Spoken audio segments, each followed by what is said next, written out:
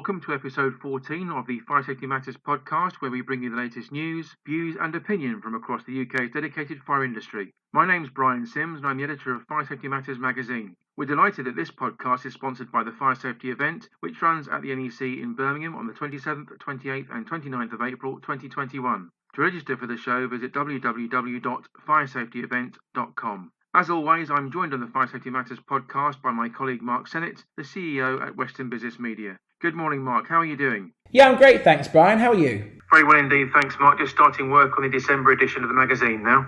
Well, it never gets quiet, and you've got some really great news for us in this edition of the podcast to cover. Long-time listeners will know we always cover the main news stories up first here on the FSM podcast.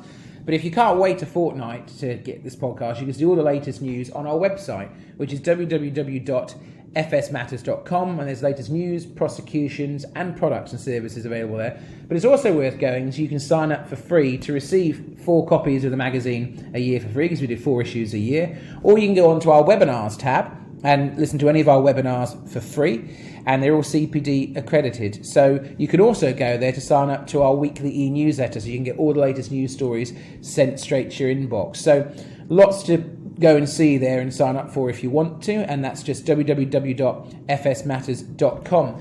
But as I said, Brian, there's some really big news stories you want to cover this week, so let's get straight into it. What's the main story you want to cover up first? Yes, Mark, the major news at present is the long-anticipated Setting the Bar report that's now been issued, with the final report of the Competence Steering Group for Building a Safer Future developing on the interim Raising the Bar document itself, issued in August last year.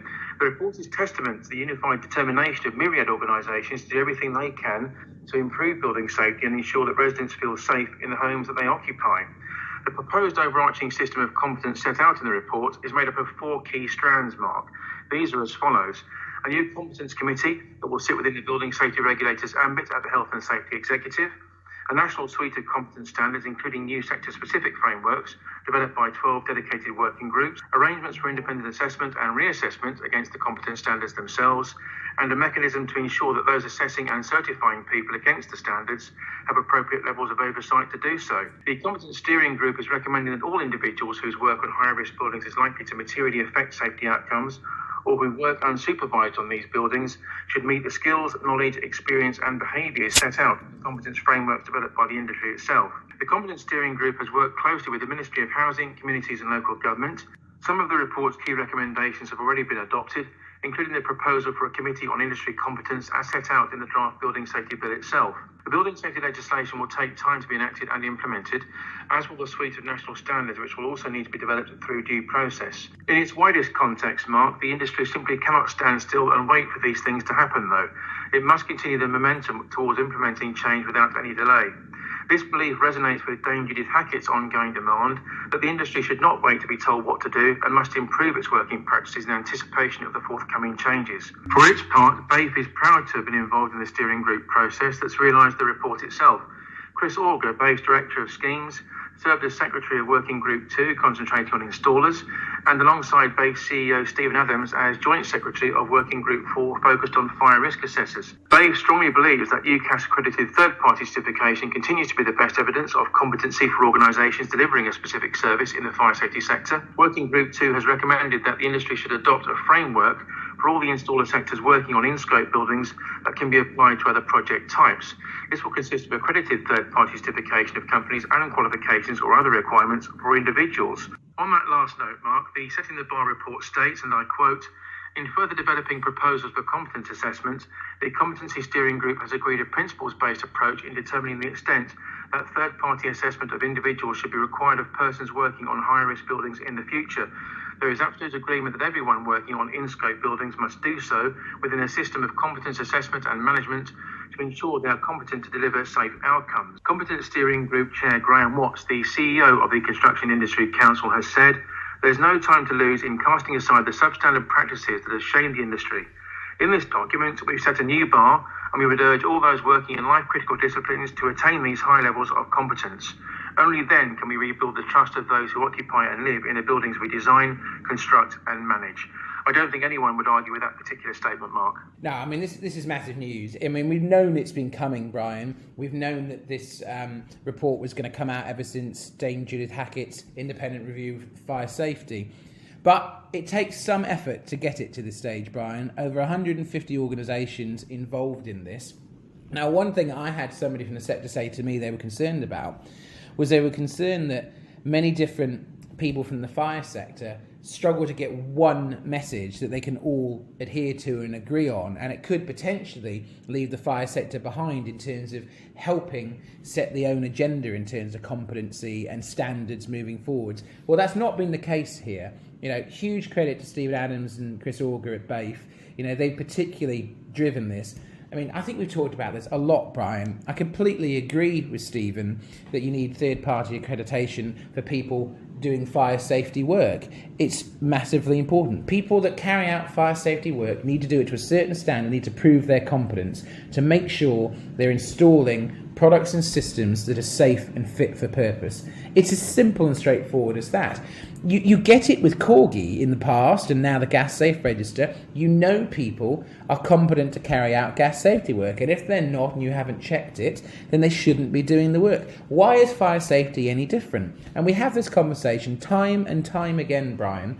And actually, this new report is really going to set the standard for that. And I think when you go to your website, Fire Safety Matters website, you'll see the amount of people from the fire sector who have come out in support of this report, and it's really going to move things forward. It's exactly what Dame Judith wanted to see happen. The industry really lead it, and as I said, huge credit to BAIF and Stephen Adams in particular and Chris Auger for really pushing this forward. Under no circumstances could we say this is anything but positive, could we, Brian? Absolutely, Mark. This is huge news for the industry. So another thing we talk about long-lasting campaigns, and in the one that we've just talked about, obviously competency is the buzzword in the fire sector at the moment, and we'll talk about that with our first guest, Colin Todd, later on in this podcast. But another thing that's long been talked about in the fire sector is the need for suppression systems in various different buildings. So sprinklers, for example. And the National Fire Chiefs Council has reiterated their call for schools need to have sprinklers installed in the wake of some devastating fires in schools in Derbyshire. The NFCC has again called for all schools to be fitted with sprinkler systems following the devastating loss of 2 schools in Derbyshire.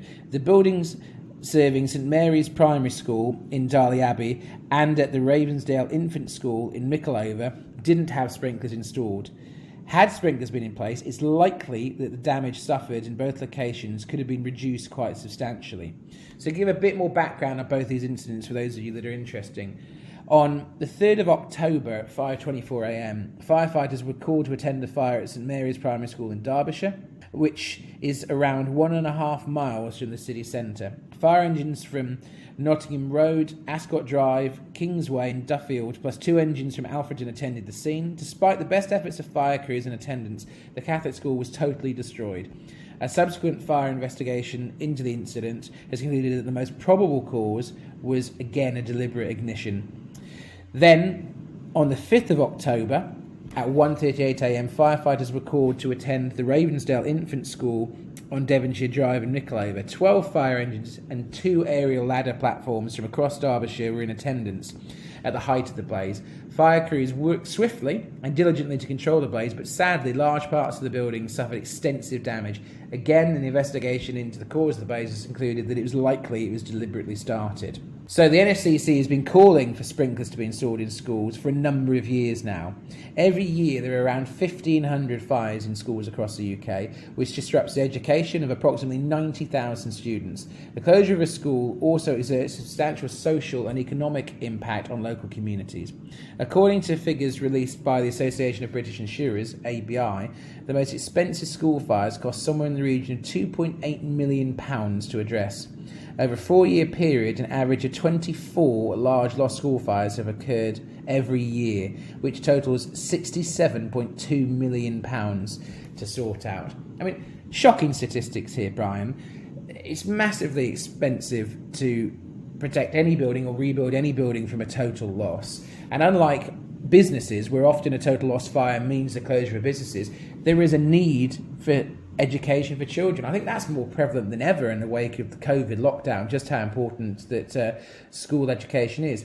What I'd say here, Brian, and I do completely agree with NSCC that sprinklers should be mandatory in schools. As a parent of 2 9-year-olds, I find it horrifying, the thought that sprinklers aren't necessarily in the school that they're in or any other school. It's just something that we should expect. But what I would relate this to, Brian, is when I was working at the Fire Protection Association, I actually went to their testing laboratory in Blockley, which is near their main site, and they recreated a total loss fire, and I think it was from the quite famous fire from where a tissue factory, a toilet roll factory, went up in a complete blaze. All the toilet roll burned and it was a complete total loss, but there were no sprinklers in that premises.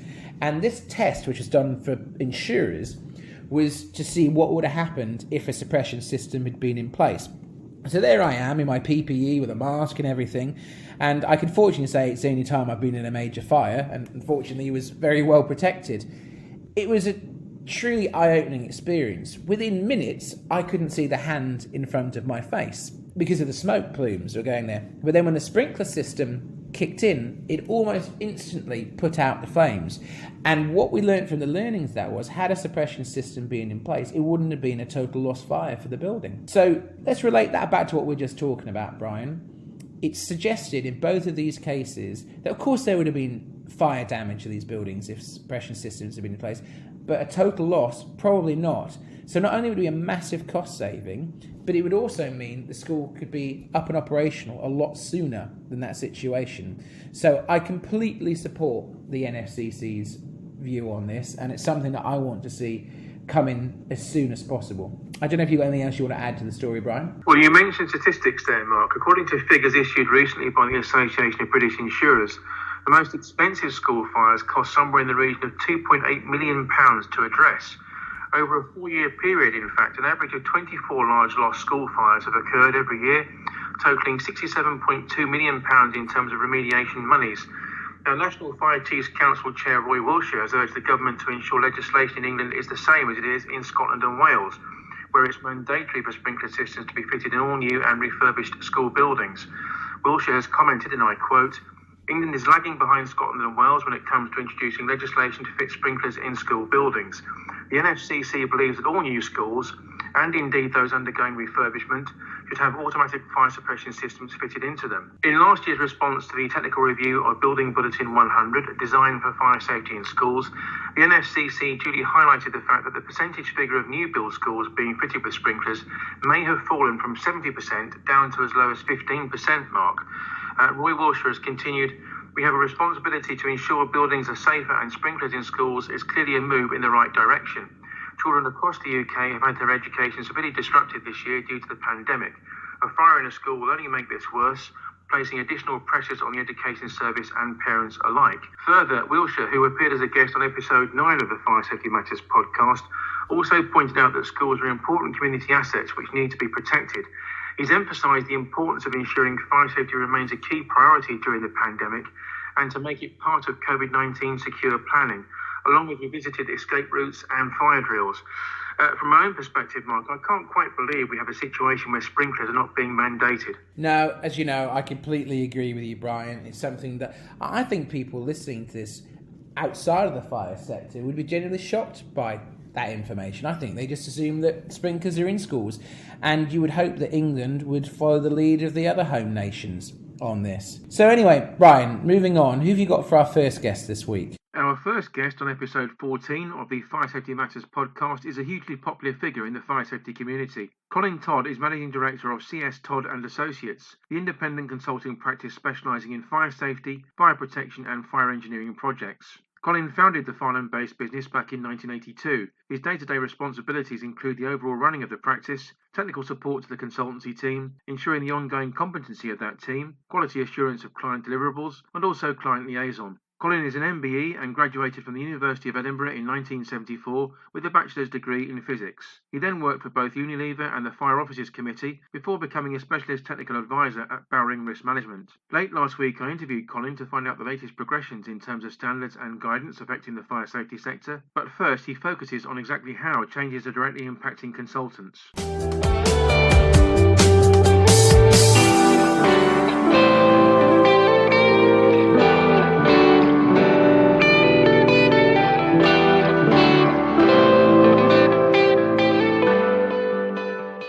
There's a great deal happening in the fire sector world at the moment, Colin. As the principal of one of the country's leading practices, how do you feel consultants are coping with monitoring all of the changes taking place? And also, how is the profession in general managing these developments, do you feel? I think you make a very good point, Brian. I think it's actually very difficult for people because we're virtually running to stand still. There's a lot of confusion about the changes coming along. If we think of the three legislative changes that we will be faced with, they fall into three tranches. There's the new fire safety bill. Hot on its heels will be the secondary legislation that implements the recommendations of the Phase 1 report of the public inquiry into the Grenfell fire. And then we'll have the very massive change brought about by the building safety bill. And we're all getting a bit sort of consultation out, really, that we're faced with these consultations, which we try to keep abreast with. The consultation alone on the new secondary legislation has 150 questions. And wearing my hat as a board member of the Fire Industry Association, we put together a special interest group to respond to the Home Office consultation. And that was 2 full days for a team of people just working on that one consultation.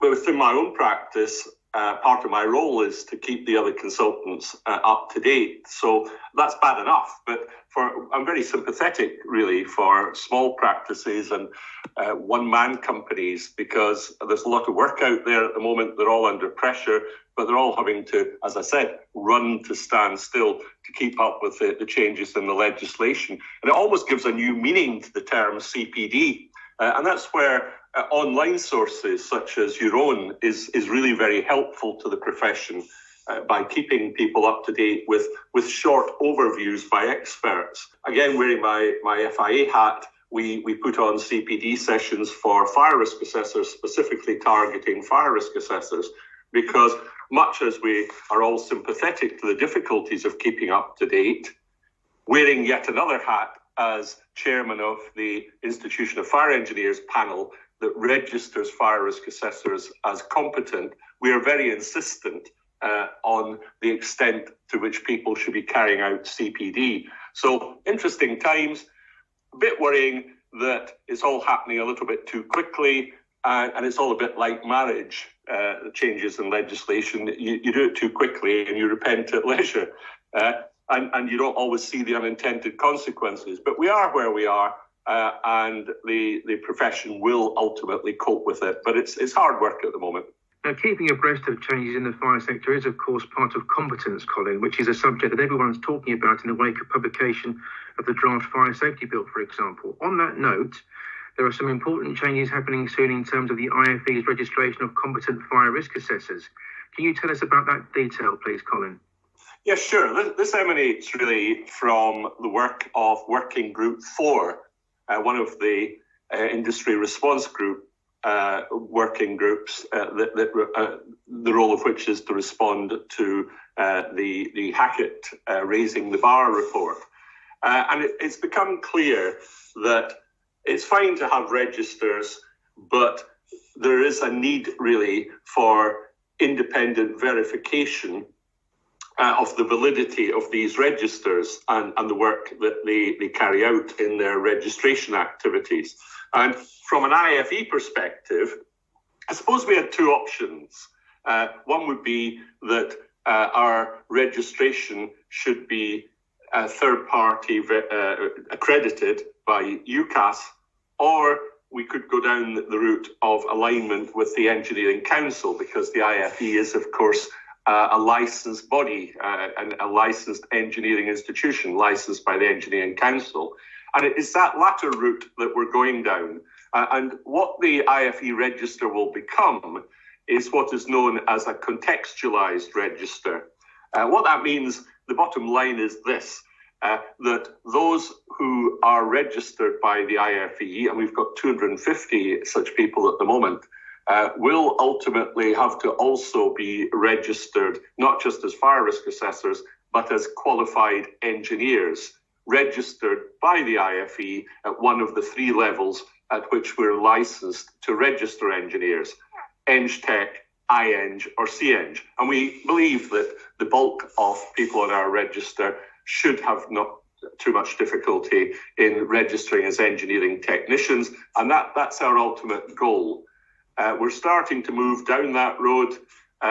It's a peer review register, so we've started off by ensuring that the members of the panel that run the register, and then ultimately our interviewers, our reviewers who review applications, that they themselves will all be registered at least EngTech level. And we're well on with that. We hope to be there by the end of the year, or just maybe early into the new year. And then ultimately, we will have a register of individuals who are as competent to carry out fire risk assessments, but are qualified engineers registered by the IFE. We're going to try and make that as painless for existing registrants and for new registrants as possible. And we haven't really finalised the details yet, but that's something we're working on very hard at the moment. As a practitioner yourself, you're very much involved in the standards and guidance documents that support legislation and assist the fire sector in general. What work have you been doing in this area of late? So I think one of the first standards with which I became involved post-Grenfell was BS 8629 last year. We had the contract to write that new code of practice for evacuation alert systems. That was a really urgently required standard, and British Standards Institution did a very good job in that respect, because it was needed to support the changes to the Building Scotland regulations, technical handbooks, which now, since last October, have specified that any new high-rise blocks of flats in Scotland should have an evacuation alert system by which the Fire and Rescue Service can initiate an evacuation alert signal in some or all flats. So that's one of the first activities with which I became involved in the post-Grenfell activities. Then currently we're contracted by the Home Office to produce a whole tranche of guidance that will support the changes to legislation. In effect, at the moment, we're contracted to produce 6 different guides, revise or produce new guides within that 6. So we're revising the little simple guide, making your premises safe from fire. And at the moment, we plan to turn that into 3 little starter guides for small business premises, for small blocks of flats, and for small premises in which people sleep. So that's the first revision that we're doing for the Home Office. We're also revising their downloadable guide to fire risk assessment, the fire risk assessment checklist that small businesses can download at the moment, and we're going to update that. We're contracted also by the Home Office to revise what was the old CLG guidance note number 1 on enforcement of the fire safety order. So we'll be working closely with NFCC on that.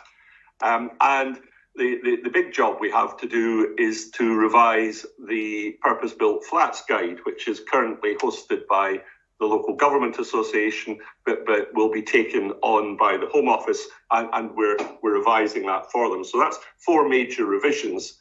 But we're also contracted to write a new guide for the responsible person on their legal duties under the fire safety order, as it will be amended, and a guide on the new secondary legislation that I've already mentioned, that is in effect government's response to the phase 1 recommendations of the Grenfell Tower public inquiry. So quite a bit of work there, under quite a bit of pressure, but we're ploughing on with that. We're very interested in comments from the public, and perhaps through your medium, I might make an appeal to members of the public to contact us with any comments they have, particularly on the purpose-built flats guide as it stands, or the keeping your premises safe from fire guide, the small guide for small businesses. We've set up a special email address for the public, and it's consultation@cstodd.co.uk, consultation@cstodd.co.uk. And we're very interested in any comments from the public. We're carrying out our own consultation with major stakeholders, but we don't want to limit the consultation to that. So anyone who has comments, particularly perhaps on the purpose-built flats guide, we'd love to hear from them, and we'll make sure their comments are taken on board in the redrafting that we're doing. I'm also involved in the revision of PAS 79, the guide to fire risk assessment has been turned into a full-blown code of practice, although it wasn't very far short of that before.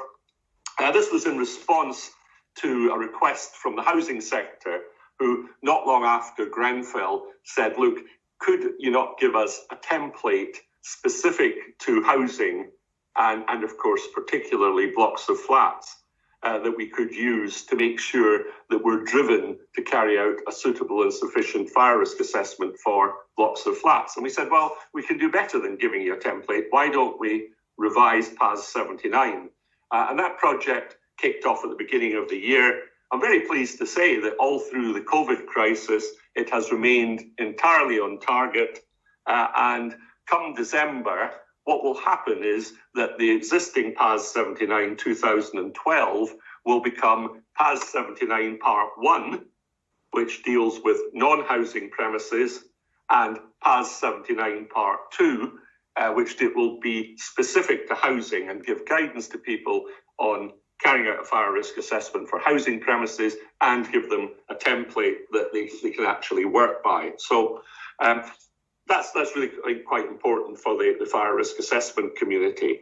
But as you will be aware, Brian, the fire safety bill brings external wall construction and cladding into the scope of the fire safety order.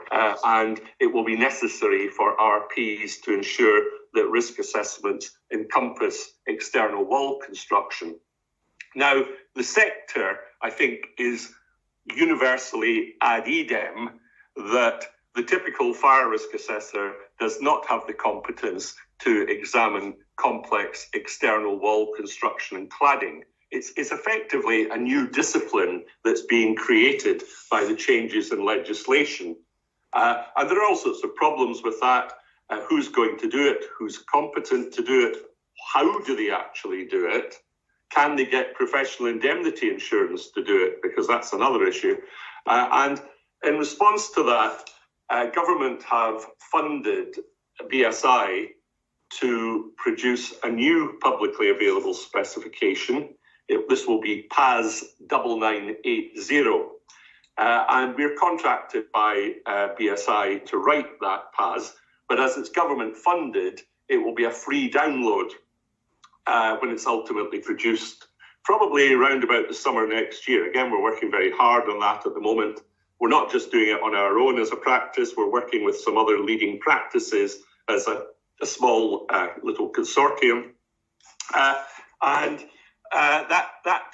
publicly available specification will be a code of practice for what we will be describing as fire risk appraisal and assessment of external wall construction and cladding. And we think it solves a number of problems, or will solve a number of problems at one stroke. It will tell people how to do it. That means the cohort of people who are willing and able to do it will increase. The Fire Industry Association and other bodies will be able to train people to carry out these assessments, and hopefully the insurance industry will become a little calmer about ensuring consultants to carry these out, because they'll be carrying them out in accordance with a national standard. So again, a very important new piece of work funded by government, produced by BSI, that will support the changes brought about by the Fire Safety Bill. Quite rightly, the new standards you've mentioned, Colin, have arisen in the wake of the Grenfell Tower tragedy, of course. Obviously, other standards focused work continues in parallel. Are there any other changes that the readers of Fire Safety Matters should be aware of, Colin? Yes, it's a good point. We're all, as you said, quite rightly tied up in trying to make sure that we address all the issues that have fallen out from the Grenfell Tower disaster. But work in other standards carries on, of course. So there's a change coming through to BS 5839 Part 6, the British Standard for Domestic Fire Detection. Now, this was brought about by concerns in respect of the ability of domestic smoke alarms to rouse children from sleep. And we know that children are very difficult to rouse from sleep. If you've ever had a party in your house, Brian, I've no doubt your children managed to sleep through the loud music and the revelry. And it's difficult to rouse children, not just by smoke alarms, but by any alarm sounds. And that's now being recognised in BS 5839 Part 6, which will require that users of domestic fire detection, I'm pausing there, by domestic fire detection, I mean not just fire detection systems, but users of smoke alarms will need to be given advice, and that will include advice within the instructions that come with smoke alarms that children might not be roused by alarm signals, and there is a need to ensure they have a proper fire safety plan, which includes making sure as soon as a smoke alarm operates that their children are roused from sleep. In parallel with that, the Fire Industry Association are currently carrying out some research on the subject, really to see whether in practice there is an issue.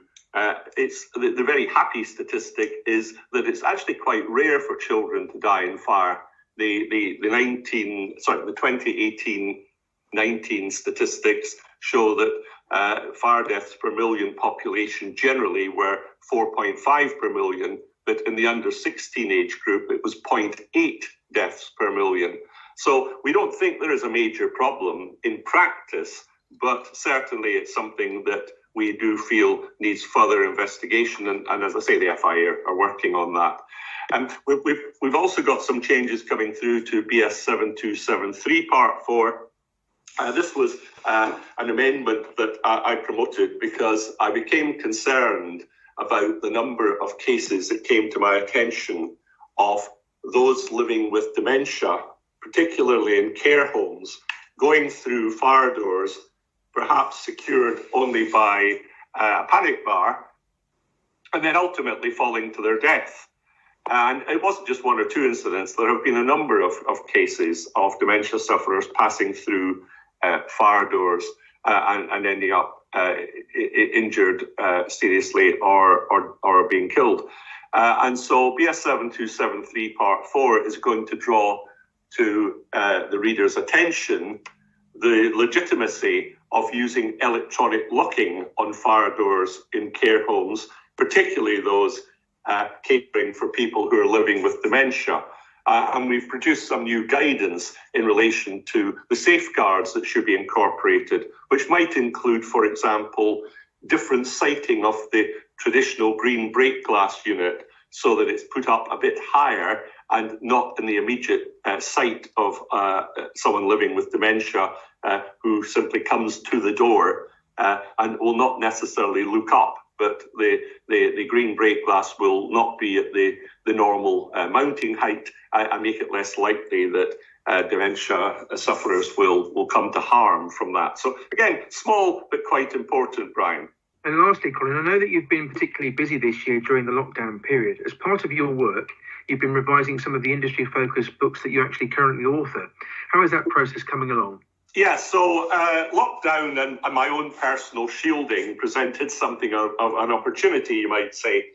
So what I've done is I've revised the textbook that BSI publish on BS 5839 Part 1. So the textbook will now address the 2017 standard, and I revised the book that I author on BS 5839 Part 6. So that's bang up to date with the 2019 version. I'm also contracted by BSI to revise another book I author, which is a more general fire safety book, a comprehensive guide to fire safety. can't do very much on that at the moment until the changes to legislation that we talked about have the dust has kind of settled on them. So it will probably be next summer before really I can make any significant progress with that guide. But it's in need of revision because of all the changes to legislation. So that's the next thing on my list of things to be done, as it were.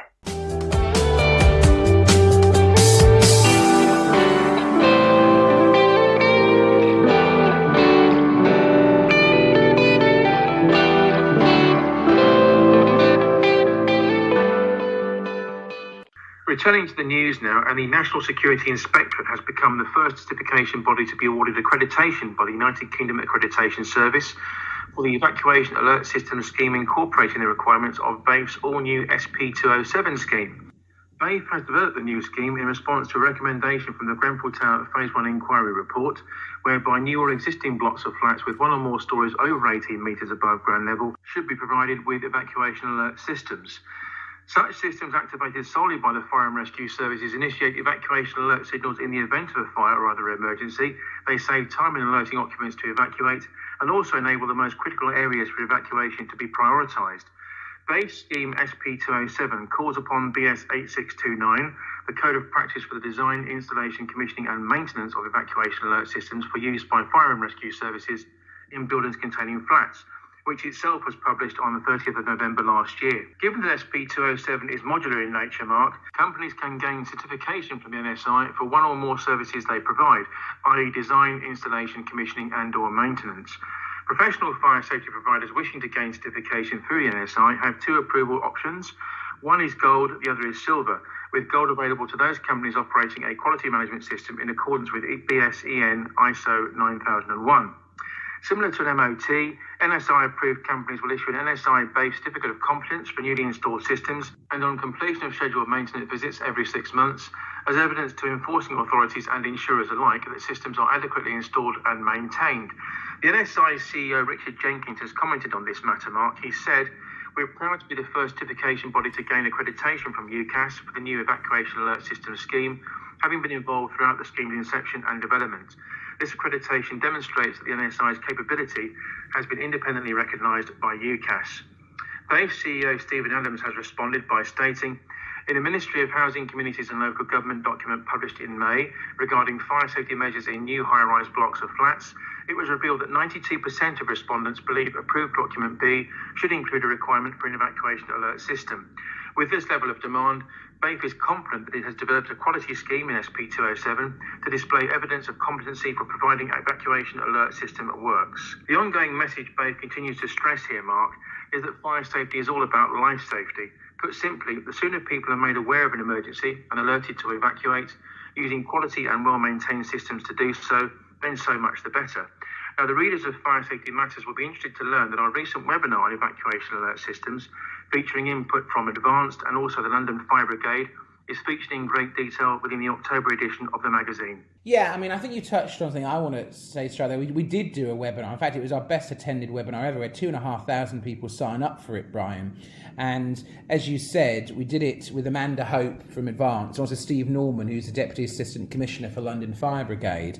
And it's particularly timely. We don't just cover fire safety. Fire safety is so broad. The evacuation side of things is something we've covered in great detail recently.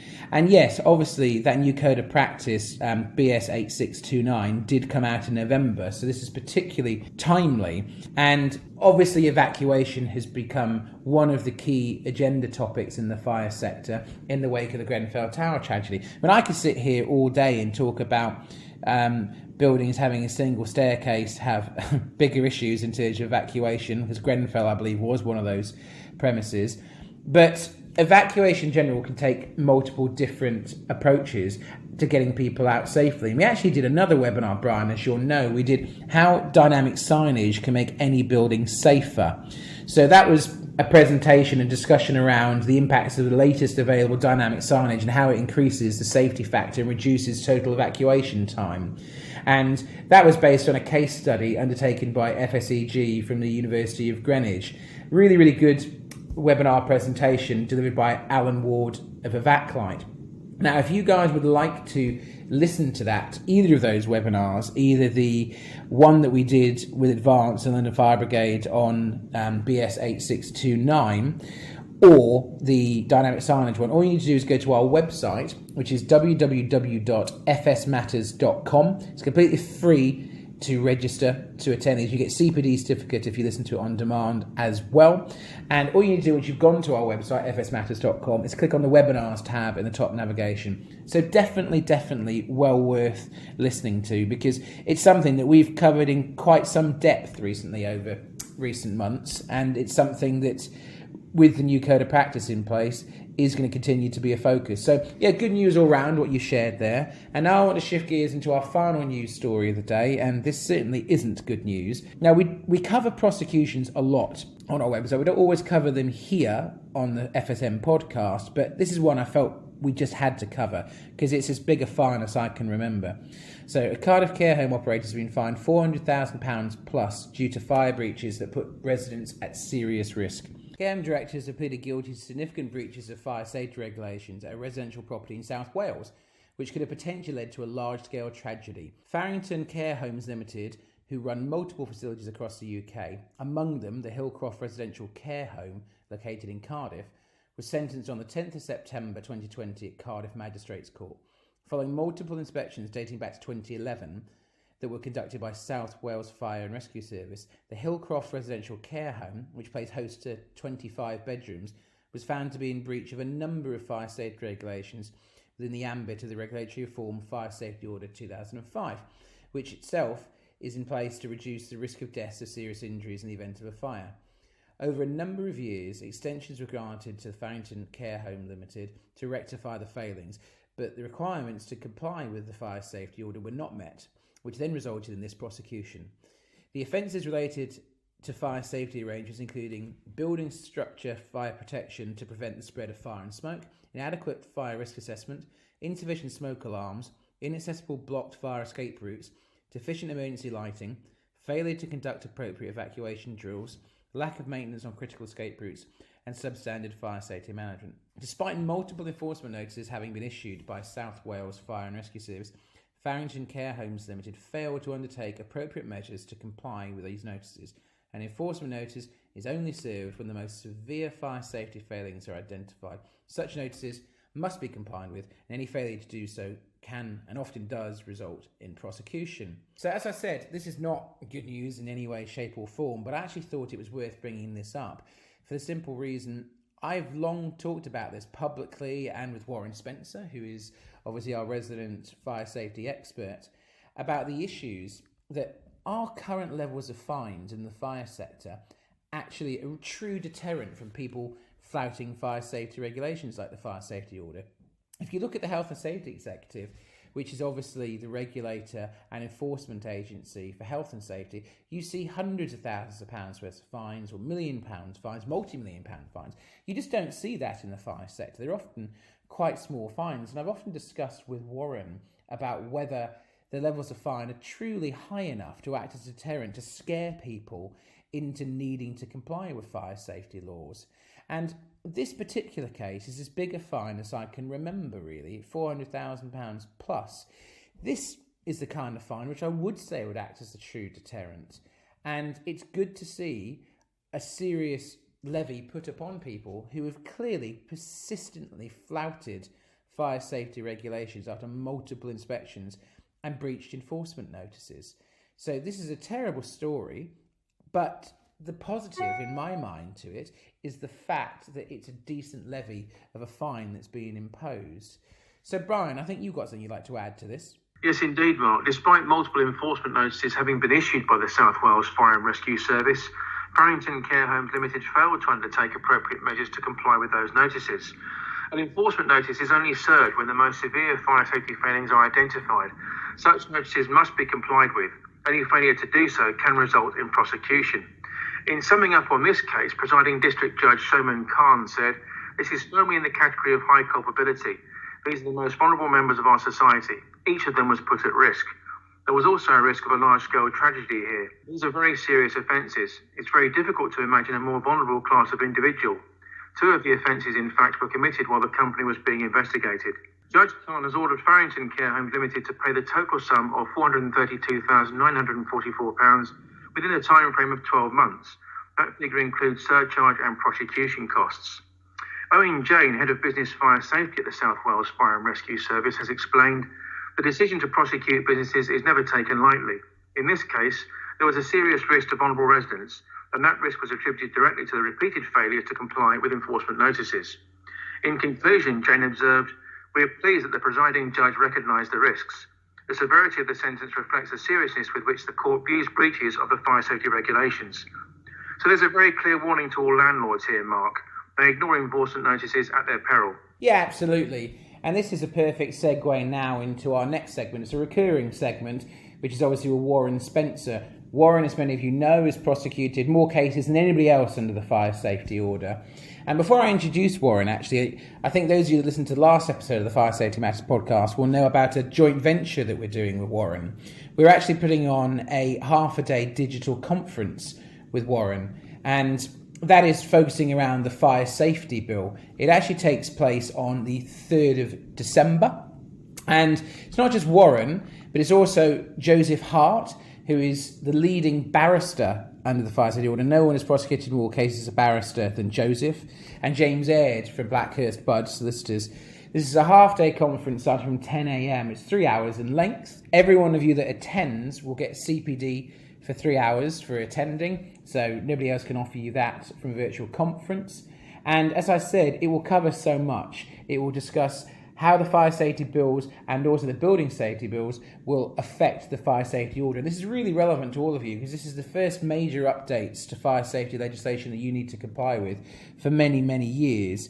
It will also cover the EWS1 form. So a lot to go over here. As I said, it takes place on the 3rd of December 2020 and it costs £99 plus VAT and a booking fee for all delegates. As I said, CPD for everyone that attends. Now, if you want to take part in this, we want to make it as interactive as possible. So we'll be expecting your questions throughout this presentation that's delivering. It really will be your chance to get key legal advice on the biggest change to fire safety legislation in a generation. So if you want to get more information or to sign up, all you need to do is go to the FSM website, which is fsmatters.com, and click on the webinars tab in the primary navigation, and you will see it listed as legal update, the new fire safety bill, and you can click to go in through there. So without further ado, I'll introduce Warren. I sat down with Warren earlier today, and on the back of Fire Door Safety Week, we had a question in from one of you listeners that wanted to talk about who's responsible for maintaining fire doors. So I sat down with Warren earlier, and here's what he had to say.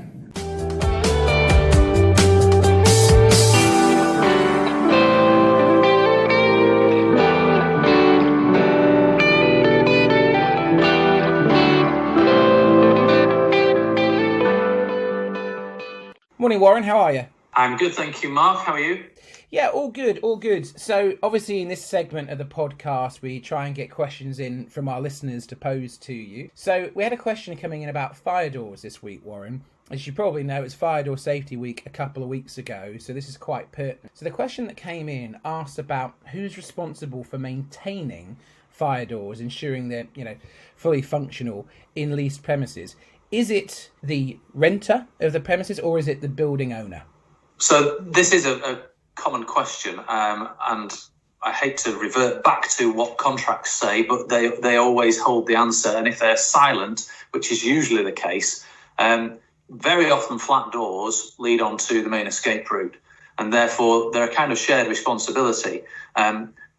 Those who have some knowledge of the fire safety order would say, well, the flat door is part of the dwelling, and therefore the fire safety order doesn't apply to private dwellings, single private dwellings. Therefore, it's not covered. But that's wrong, because if it's on the escape route, then it's important to the escape route and it's covered by the fire safety order. And the government have sought to clarify this with the new fire safety bill and clarify the status of flat doors within the legislation, because I think it probably wasn't clear. But to answer your question more directly, the flat owner will be a person with control over some part of the escape route, i.e. control over that flat door. So the flat owner is a person with control and therefore could be liable if they've not got a proper fire door on their flat, and they are required to do so. But again, we have to look at the legal documents, we have to look at the lease. If the lease says that the flat owner is responsible, the flat owner is responsible. There's a possible third person, in addition to the owner, who would usually be responsible for the common areas, and that is any management company. And again, their responsibilities would depend upon the management agreement between themselves and the owner. And very often that's further complicated by the fact that the management company may be a company that's made up of the residents themselves, and they've got to look after various aspects of the building via the management agreement, etc. But it's this confusion, Mark, that is what the government are trying to sort out with the draft building safety bill and the fire safety bill, because of this lack of clarity as to who is responsible. But to answer your question in a fairly long-winded answer, it could be any one of those parties, or it could be all three. So nice tenuous link for us right now. Obviously, we've joined forces, Fire Safety Matters, and you as your company, Blackhurst Budd, to do an online digital conference all on the new fire safety bill, and also we'll cover parts of the building safety bill.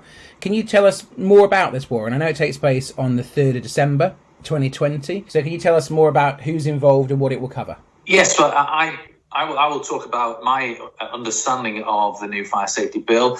What it does is it makes amendments to the existing fire safety order. There's some deletions to parts of the articles, and there's some additions. And I'm going to talk about those additions and what they might mean from a practical point of view. And obviously we've got a barrister and James Aird from your solicitors as well involved. Can you tell us more about what they'll cover? Yes, Joseph Hart is a barrister who has conducted over 50 fire safety prosecutions and done a number of fatality cases. And Joe and I are going to be talking about sentencing and how the courts are approaching sentencing at the present time. James will be talking about touching upon what we've just looked at, which are leases and contracts, which should outline responsibilities in situations where there are more than one person with control over the buildings. And we're probably looking at the latest figures and stats on fire safety prosecutions. So yeah, this all takes place on the 3rd of December 2020, and you can register up to attend this. Tickets are £99 plus VAT. Just go to the FSM website and click on the webinars tab. That is fsmatters.com, and click on the tab saying webinars in the main navigation, and then you'll see the Warren Spencer led one in there where you can click on it and sign up. It's definitely worth coming to. It's CPD accredited, so you'll get 3 hours worth of CPD points for attending. And we're lucky, we've got the barrister with the most prosecutions under the fire safety order, and the lawyer, Warren, with the most prosecutions under the fire safety order. So definitely a must attend.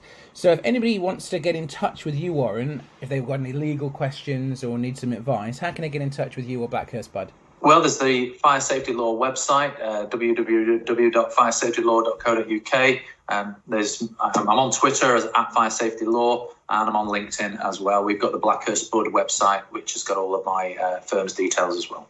So we had a great question in today, and as I said, this segment of the podcast is all about you asking your questions to Warren. So if you'd like us to ask a question in the next episode, all you need to do is go on to Twitter or LinkedIn and use the hashtag FSMPodcast to ask your question, and we'll endeavour to cover it. Warren, great to speak to you. We will see you next time. Thank you, Mark.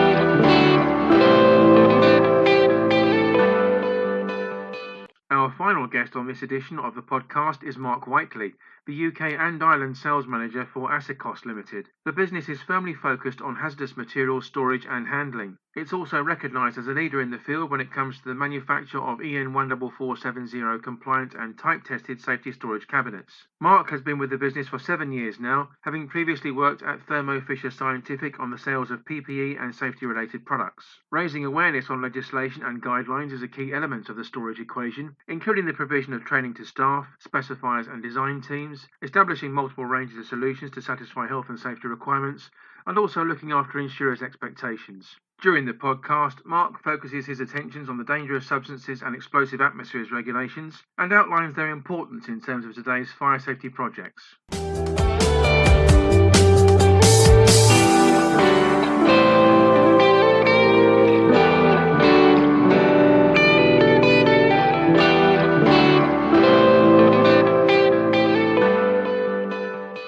Morning, Mark. How are you? Morning. Very well, thank you. Well, we've known each other a long time, and obviously I'm very, very familiar with the asecos brand. In fact, I've been out to your manufacturing plant, your main headquarters in Germany, which is, a fantastic facility. But for those that aren't familiar with your company, can you tell us a bit more about asecos, please? Yeah, sure. I mean, asecos are a worldwide supplier of storage cabinets for hazardous materials. We're based in Grundau in Germany, where every single product is produced to order. And we supply the products worldwide. The standard that our products are made to, fortunately, is the highest standard that a customer can get in terms of production standards in the world. In the United Kingdom, we've been established here since 2007. We have a small but very experienced team of guys who understand the legislation. And we try to exert influence with design projects, with architects. So as a business, we're not just trying to sell a product, we're providing a full service. And I think that's exactly what we do worldwide as well. And talking a bit more about your products are very different from that of your competitors. Can you tell us a bit more about what sets you apart? I think ultimately what sets us apart is the way we approach the market. We don't just advertise a box on a website and expect people to buy it without really understanding the motivation to buy the product. In the United Kingdom, the standards for storing hazardous materials at best sometimes can be a little bit foggy. People might not know which way to turn.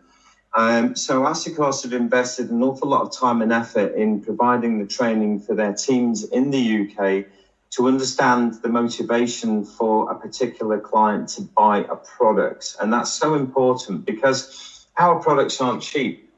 You can still go online and buy a £300 box for a metal cabinet, but the motivation for the metal cabinet, what protection will it give you? What kind of standards is the product manufactured to? These are all concerns that initially the buyer wouldn't necessarily be thinking of.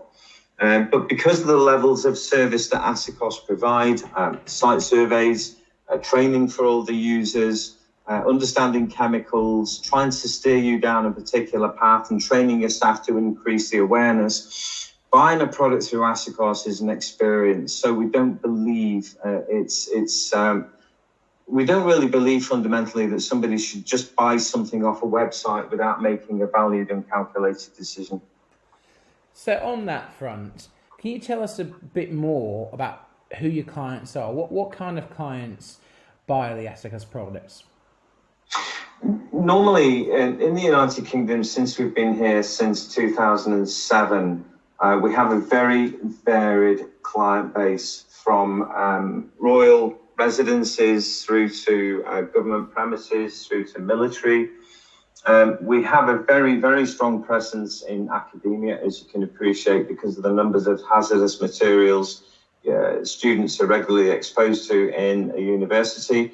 We also have a lot of pharma companies, biotech companies who are looking to improve their processes, to raise levels of awareness of safety for the staff and to improve the general overall conditions. If you think about a cabinet that you're using for storing hazardous materials, yes, there are hazards in terms of flammability, potential flash of vapors, potential fires caused. But if somebody uses one of our products correctly and they adopt the right principles in terms of extraction, for example, that means the staff are going to have better health and the company can ride some of those nasty little chemicals in the lab that could be carcinogens or mutagens. And having the right regime, using one of our products, considering all the main risks that are associated with chemicals, we can provide an overall protection for everything in the workplace and enhance those levels of protection for companies. And what's next in your product pipeline, Mark? One of the big challenges at the moment for a lot of businesses, not only in the pharma, academia and biotech industries, in general industry, is lithium batteries. There's an awful lot of lithium battery products used now by companies looking to enhance the design of the products, such as domestic appliances. There's an awful lot of lithium batteries used in the micro-mobility sector, such as scooters, mopeds, e-scooters, and aligned with the specific power cell lithium batteries, there's an awful lot of issues concerning the stability of the product if ever it becomes damaged. And those hazards normally manifest in terms of very quick, very sharp fires, where lithium can produce its own fuel, but it can also produce its own source of ignition. And there's not an awful lot of advice coming back from the lithium battery manufacturers. However, in the UK, lithium is a definitive hazardous substance as dictated by the cost regulations and also by DSEA, Dangerous Substance Explosive Atmospheres regulations. So obviously your headquarters as a business is based out in Germany, and as everyone knows, I know COVID has become the new buzzword of what we're all doing at the moment. Before that, it was all about Brexit. And it's soon become all about Brexit again as we, march towards what looks like a no-deal Brexit at the end of this year. So how will Brexit affect your business? What are your concerns? How are you guys going to cope moving into 2021 with Brexit done by then? Good question. I mean, Brexit won't actually remove any of the hazards or remove the need for people to further make allowances for hazardous materials in their premises.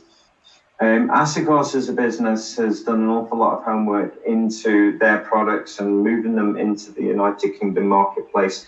And we're very comfortable with what we've done. There've been no dramatic fundamental changes in the way we work. In terms of legislation, a lot of the legislation for hazardous materials is long-established legislation in the United Kingdom for many years. Our products are still manufactured, those certainly for the use of storing flammable liquids to the highest standard available in the world today. We don't necessarily see any impacts of Brexit on our business. Nonetheless, we are increasing some stock to be held in the UK to expedite orders that are required a little quicker than normal in the event of any delays with transport across the border. But we don't envisage any major issues. And, we certainly put a lot of thought into the Brexit process over the last 8 months. And I believe we have a very firm plan of how to deal with it. So finally, if people want to find out more information about Asecos or to get in touch, how can they do so, Mark? We're always exploring new ways. For the last 12 months, we've been running training courses every month on Zoom webinar format, which has been very good for us. We have a lot of exposure to our products on our online website at asecos.com.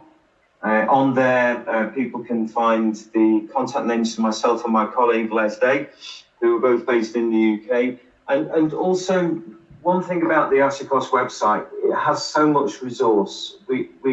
Mark, you've been to our premises in Germany, and it's a shame because I remember you came to Germany when we launched Asecos World, which was a fantastic training tool for end users to look at how we deal with hazardous materials in the workplace. And Asecos do pride themselves on providing good information, solid information. We've just launched a gas guide, a 127-page gas guide, which will really help the end users define how to put safety protocols in for compressed high-purity gases. In addition to that, we have a fantastic training package. So that's all available online, and it's available through my colleague Les Day and myself, Mark Whiteley. My details are online, and we look forward to hearing from you. Mark, as always, it's great to catch up with you, my friend. I'm glad things are going well for you this year, and good luck for 2021 and ahead. Yeah, thanks, Mark. Much appreciated.